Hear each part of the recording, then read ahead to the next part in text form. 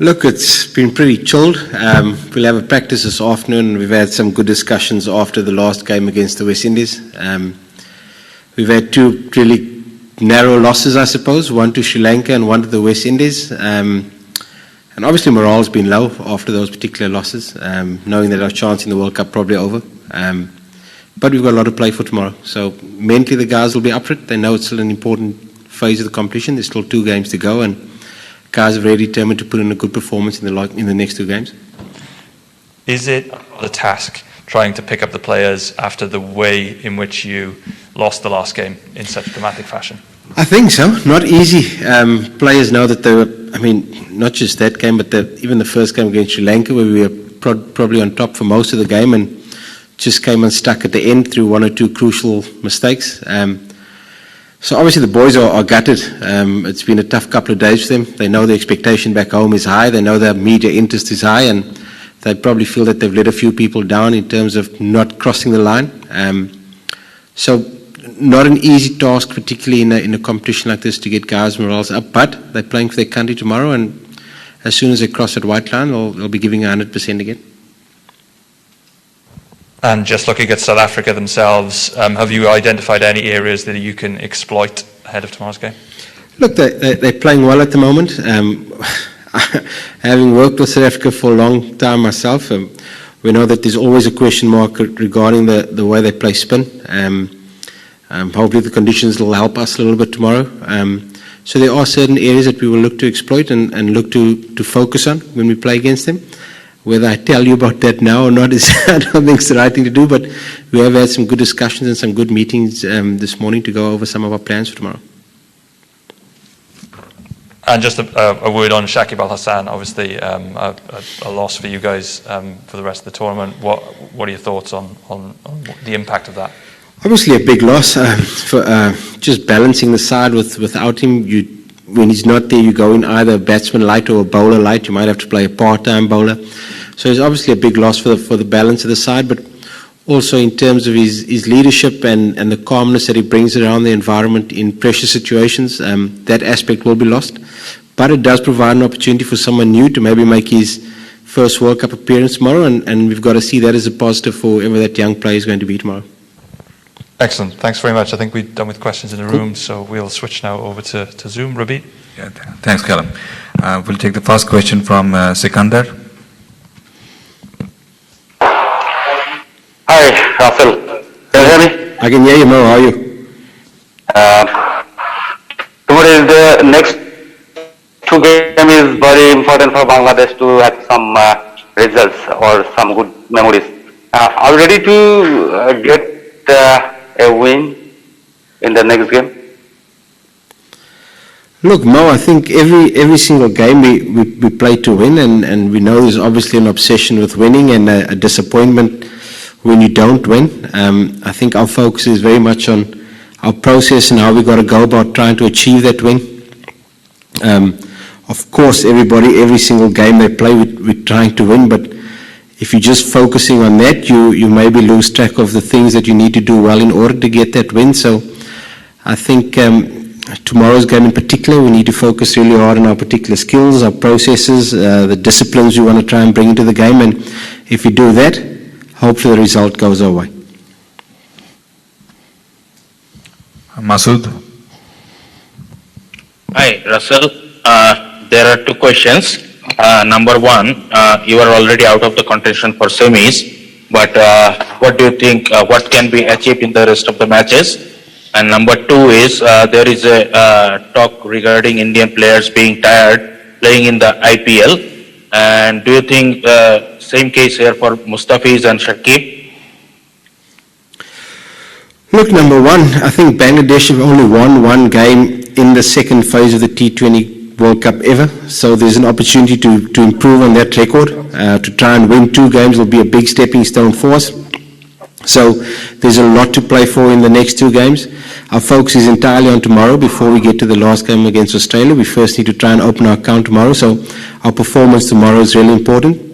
And then the second thing regarding bubble fatigue, I can't comment on how Shakib and Mustafiz are feeling. That is a question they can probably answer. All I can say is that When you're losing, there will always be things that you can look at and point towards, and I don't think we're in a position to do that. We know we've made some mistakes at crucial stages, and we cannot shift the blame to anything else but to ourselves, so we've got to take responsibility for that. Bubble life has been hard. I know I've been home for 5 weeks this entire year, so it has been challenging, but that's the card we've been dealt with, and it's been the same for absolutely everybody.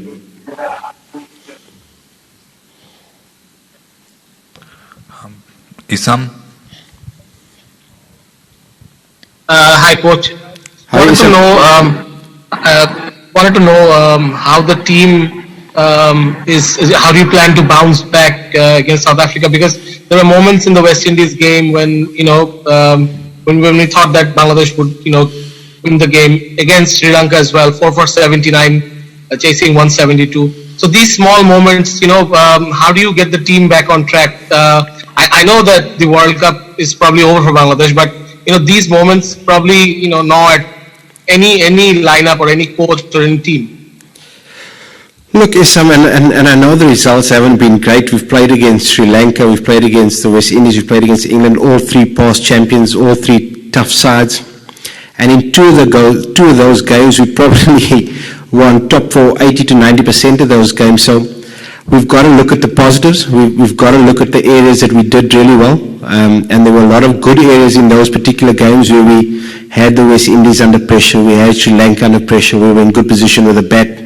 We didn't finish off well with the bat against the West Indies. We didn't finish off well with the ball against Sri Lanka. So we've got to focus really hard on the positive aspects in there, and then try and limit the mistakes we've made. We know we've made mistakes at crucial stages, but if you look at the age group in our side, I think we come into this World Cup with the youngest average age player. You think of guys like Naeem, Afif, Shariful, Mahedi, they're all young players. So in big events like this, it's to be expected that under pressure some players are going to make mistakes, and as long as they're learning from those mistakes and go forward, gaining experience from these particular mistakes, it'll put us in good stead going forward. So very disappointed with the results, but in saying that, 2 of those 3 games were in really good positions and could easily have won both of those games, and we'd be sitting here cock a hoop this morning. Margins are small here, so we've focused really hard on the things we've done well, realized the things we haven't done well and need to try and improve on those things, and we just got to keep moving forward. Next question. Another question. Given how the campaign has gone, there's so much talk outside and there's so much happening. How does someone like Shoriful, and how does his performance get rated, and does it get lost in all the talk? Unfortunately, I'm not on social media. I don't read too much of the media. Most of my social media I used to be on was involved in fishing, not so much cricket. So I'm not too sure what's getting said out there. But like I've said, there have been so many good performances from some of the young boys. Shariful, Naeem has come on so well. So there's so many positives to focus on. And when things are not going well, you sometimes forget to look at those positive aspects. And look, like I say, I think age-wise, you're the youngest side in the competition, and people maybe forget that because you've got 2 or 3 really experienced players, but the vast majority of the players are all pretty young. So whilst the result hasn't been great, I've been pretty proud of the way the boys have really fought hard in those tense encounters, and I'm sure that they've grown a lot from those experiences. Shubham? Yeah. Hi, Coach. How are you? Hi, Coach. So my question has been that when you select a team for a particular match, you go for the 1-to-1 matchup, or just regarding the form of the particular player, you select the 11? Look, there's no right and there's no wrong in selection. And I think in terms of media and opinion, it's always easy to talk after the fact as to who's been selected. Form is important, particularly in this format. I think to carry players that are out of form can sometimes hurt you, especially if you're a batsman. If you're not in form, there's no time to find form in this particular format. So form, for me, is an important thing. Matchups, I know it's the big throwaway phase at this stage, but if you're left-hand batter and you're playing against an off-spinner, you've got to be good enough to play against that off-spinner. If you're if you're a left-hand batsman or a right-hand batsman playing against a left-arm spinner, you've got to be good enough to bowl to that guy, and that batsman's got to be good enough to play against that guy. So I know matchups is the big thing at the moment, but not something that we look at all that closely all the time. But there's obviously a place for it. But form for me is an important aspect.